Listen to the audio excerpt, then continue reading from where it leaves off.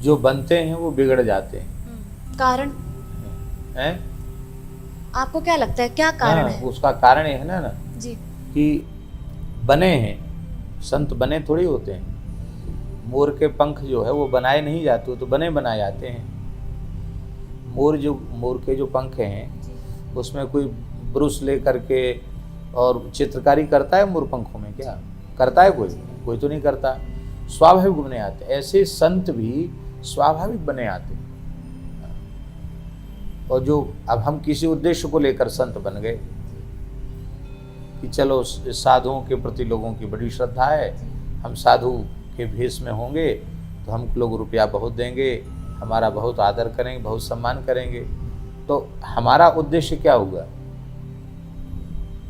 धन की प्राप्ति उद्देश्य हुआ। तो धन की प्राप्ति उद्देश्य हुआ तो धन में जितने दोष हैं, क्योंकि हमारा लक्ष्य भगवान तो है नहीं, धन में जितने दोष हैं वो सब हमारे में आ जाएंगे बिना बुलाए। तो इसलिए हमारी ऐसी मान्यता है, हमारा कोई किसी पर थोपना नहीं है। हमारी ऐसी मान्यता है कि स्वयं जीव के कई जन्मों के संस्कार, उनके माता पिता की तपस्या, उनके पूर्वजों का पुण्य प्रताप, ये सब एक साथ जब मिलते हैं तब संसार से वैराग्य होता है। और इस मार्ग में कोई व्यक्ति पैर रखता है। एक ही पिता माता के दो पुत्र हैं, एक संसार में रह गया, एक इधर आ गया, तो उसका पूर्व जन्म के कोई संस्कार तो अलग अलग हैं, ये तो माननी पड़ेगी। हमारा शरीर जहाँ पैदा हुआ, ये बात अपनी बात को प्रमाणित करने के लिए हम बोल रहे हैं, जहाँ शरीर हमारा पैदा हुआ उस परिवार में पहले कोई महापुरुष हो, उनका नाम था पंडित श्री इच्छाराम जी। और वो बड़े विद्वान भी थे और उनकी माता जो थी वो सती हो गई थी। वो सती हो गई थी तो अपनी माता के, दो भाई थे, तो अपनी माता के सती होने पर वो ग्रह त्याग कर दिया, उन्होंने वैराग्य हो गया उनको। और यद्यपि उनका विवाह हो चुका था, एक पुत्री का भी जन्म हो चुका था, उस पुत्री का परिवार भी अब तक है। तो फिर वो चले गए तो लौट के नहीं आए। लौट के लगभग 100 वर्ष बाद आए, ऐसी सुनने में जो बात आती है कि 100 वर्ष के बाद वो लौट के आए इच्छाराम। तो जिस समय उन्होंने ग्रह त्याग किया था लगभग उनकी 30 वर्ष की आयु थी। 130 वर्ष की आयु में वे लौट के आए। तो उनके जमाने का कोई व्यक्ति जीवित नहीं था। उस समय भी उनके सब जटा थे, सब काले जटा थे। उनके सिर के जो जटा थे, केश, वो काले थे। कोई रंग लगाने का तो उस समय प्रचलन नहीं था, आजकल तो लोग रंग लगा लेते हैं। और तो किसी को भी ये पहचाना नहीं कि ये वही हो सकते हैं। तो आकर के अहीरों का मोहल्ला था, उसमें एक शिला के ऊपर वो बैठे हुए। वहाँ लोगों ने, ठंडी का समय था, थोड़ा अग्नि वगैरह लगा दिया। बड़े दिव्य कोई संत आए हैं, कोई महापुरुष आए हैं, कुछ ले लो, बोले हम केवल गाय का दूध लेंगे। गाय का दूध उन्होंने धारुष्ण दुग्ध लिया। फिर कोई ऐसी चर्चा चली तो उन्होंने कहा कि वो अपने पिता का नाम लिया और उनका नाम दे करके कहा कि उनके वंश में इस समय कौन है। तो ये तो बहुत पुरानी बात है। उनके वो तो पधार गए थे तो उनकी पत्नी सती हो गई थी और उनके एक पुत्र इच्छाराम थे, वो संत हो गए थे, वो लौट के ही नहीं आए। ये तो बहुत पुरानी बात है, कई पीढ़ियां बीत गई इसमें। तो बोले हाँ, उनके वंश में अभी पंडित राजधर जी हैं और वो बहुत पीड़ित हैं, उनका मरणासन्न है। उनके छोटे छोटे 4 पुत्र भी हैं और लेकिन वो बचेंगे नहीं। उनके पेट में कोई फोड़ा हो गया है, वो फोड़ा ठीक नहीं हो रहा है। वो आजकल की भाषा में कैंसर ऐसा समझो। जी जी जी। असाध्य रोग है।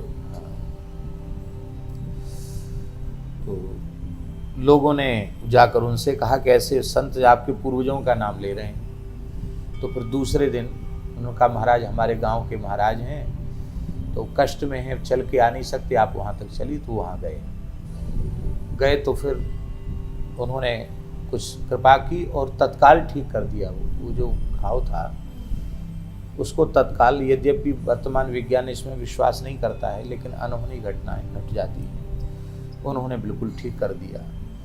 तो वो रोने लगे, बोले महाराज हम ब्राह्मण हैं और कान्यकुब्ज ब्राह्मण हैं, आप संत हैं, हमारे यहाँ की भिक्षा ग्रहण करें। बोले हम केवल दूध ही लेते हैं, दूसरी चीज़ नहीं लेते, तो यहाँ भी दूध ले लेंगे। दूध लेंगे तो कुछ तुमको देंगे, ऐसे नहीं लेंगे।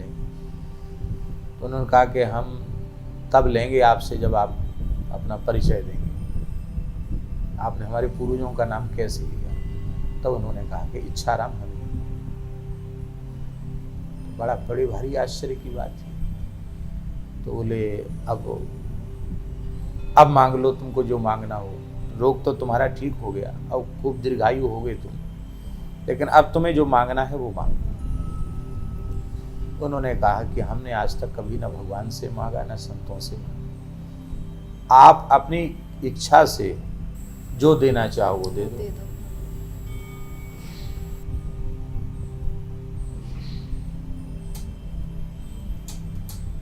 आप अपनी इच्छा से जो चाहें वो दे दें। अच्छा अपनी इच्छा से, तो बोले तुम्हारे तीसरी पीढ़ी में फिर एक साधु होगा, बस ये आशीर्वाद देके चलेगी। तीसरी पीढ़ी में हमें हमारे बाबा की, मैंने बाबा को आशीर्वाद दिया, उनकी तीसरी पीढ़ी में हमें। तो अब ये हमने तो देखी नहीं घटना, हमने तो अपने बड़े बूढ़ों से सुनी, और उनके हमारे बाबा के पिताजी को आशीर्वाद मिला था कि तुम्हारी बात तुम्हारे पुत्रों की तीसरी पीढ़ी में एक संत होगा। तो अब ये पक्का ही हो गया कि भाई ये कोई पूर्व का संस्कार होता है। नहीं तो हमारे शरीर के भाई भी थे, उनको भी हमारे पिताजी ने संस्कृत पढ़ाना चाहिए, वो नहीं आए, नहीं पढ़े, और हम इधर आ गए, संतों में आ गए, तो संतों ने अपने चरणों में हमको रख लिया। तो हमको ऐसा लगता है कि संत बनते नहीं, जो बनते हैं वो बिगड़ जाते हैं, और जो बने बनाए आते हैं उनकी भगवान रक्षा करते हैं। भगवान ने बना के भेजा है तो भगवान सुरक्षा करेंगे। बहुत सुंदर। गुरुश्री, जिस प्रकार एक शिष्य को तलाश रहती है गुरु की, क्या गुरु भी खोजता है एक ऐसा शिक्षक तमाम उम्र ताउम्र उनके साथ रहे, उनकी सेवा करे?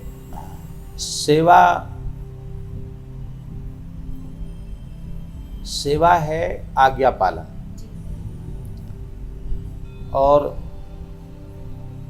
प्रत्येक संत की, प्रत्येक सद्गुरु की अपने सत्शिष्य को एकमात्र आज्ञा होती है कि वह कुछ ऐसा साधन कर ले जिससे उसे पुनः इस दुख में, संसार के चक्र में ना आना पड़े।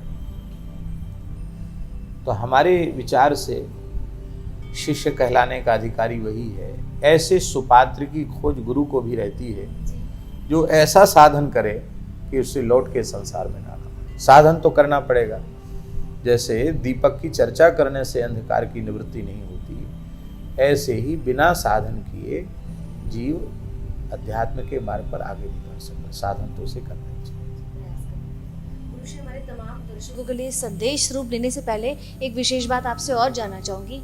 गौ सेवा से जुड़ी आप जो विशेष आपकी संस्था कार्य कर रही है, थोड़ा सा उस पर भी आप मार्गदर्शन अवश्य करें हमारे तमाम दर्शकों का। ऐसा है नारायण कि आज पूरे संसार में जो समस्याएं, उन समस्याओं का मूल कारण है रजोगुण तमोगुण की वृद्धि। ईश्वर ने तो सृष्टि बहुत अच्छी बनाई, पर हम उस सृष्टि को संभाल कर नहीं रख सके। प्रकृति पर्यावरण को हमने विषाक्त बना दिया, सारी चीज़ें दूषित हो गई, अनेक तरह की असाध्य बीमारियां आ गई, क्योंकि भगवान ने जैसे हमको एक पद्धति सिखाई थी संसार में जीने की, उस पद्धति से हम नहीं जी पाए। और वो उसका कारण यही है कि हमारे जीवन में रजोगुण तमोगुण की वृद्धि हुई। ध्यान में आई बात, माने पंचभूत में विकार नहीं है। वर्तमान में स्थूल जो विज्ञान है वो इस पंचभूत में विकार मानता है, पर्यावरण की विकृति, वर्तमान का विज्ञान। पर हम ये नहीं मानते। हम मानते हैं कि पहले सूक्ष्म प्रकृति में विकृति होती है, तब उस स्थूल प्रकृति में विकृति होती है। जैसे हमारा दिमाग खराब हो जाए तो हम उठा करके इसको उलट देंगे, पलट देंगे, का ऊपर से कूद जाएंगे। तो जो कुछ करेंगे तो कब करेंगे? तो दिमाग हमारा खराब होगा तो करेंगे, दिमाग ठीक होगा तो क्यों करेंगे? तो ऐसे ही मनुष्य का जब मन बिगड़ता है, मनुष्य की जब बुद्धि बिगड़ती है, मनुष्य का जब अहंग बिगड़ता है, तो वो परमात्मा की बनाई हुई सृष्टि को तहस नहस करता है, विषाक्त करता है, निजी स्वार्थ के लिए चाहे जो कुछ करने के लिए तैयार हो जाता है। तो वो क्यों हुआ ऐसा? वो रजोगुण तमोगुण की वृद्धि से। रजोगुण तमोगुण की वृद्धि कैसे रुकेगी? तो उसका एकमात्र कारण है हमारी आहार शुद्धि हो। आहार की शुद्धि से अंतःकरण की शुद्धि का बड़ा घनिष्ठ संबंध है। वही व्यक्ति अपनी पत्नी से बहुत प्रेम से बातचीत कर रहा है और उसी व्यक्ति ने शराब पी ली तो गालियां बकने लग गया, मारपीट करने लग गया। तो आहार का प्रत्यक्ष प्रभाव है कि नहीं है? जो नहीं करना चाहिए वो करने लग गया। प्रतिदिन सत्संग एवं दर्शन के लिए श्री महाराज जी के ऑफिशियल चैनल को जरूर सब्सक्राइब करें।